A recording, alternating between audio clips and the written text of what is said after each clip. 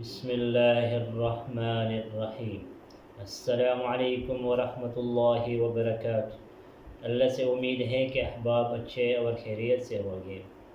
آج جاء یجیء پڑھیں گے، جس کا معنی اردو میں ہوتا ہے آنا، کمنگ کے لیے جاء یجیء کا افعال استعمال ہوتے ہیں۔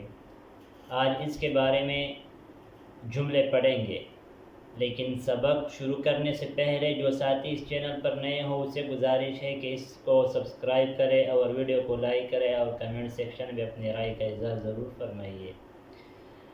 میں کہتا ہوں کہ میں آتا ہوں، انا آتی، انا اجیء، میں آپ کے پاس آتا ہوں، انا آتی الیک، انا اجیء الیک۔ جو جاء یجیء، اتا یأتی دونوں ایک معنی کے لیے استعمال ہوتا ہے۔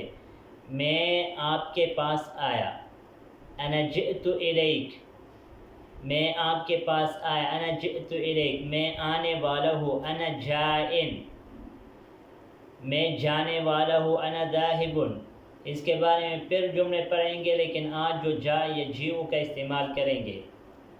الی این تجیء، آپ کہاں آتے ہو؟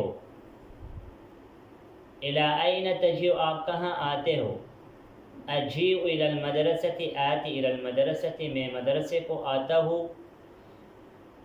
انا جائن الی المدرسۃ، انا آت الی المدرسۃ، میں مدرسے کی طرف آنے والا ہوں۔ تو ہم نے جاء یجیء، اتا یأتی پڑھا، جو آنے کے معنی میں استعمال ہوتے ہیں۔ اس کے بارے میں چند جملوں کو استعمال کیا۔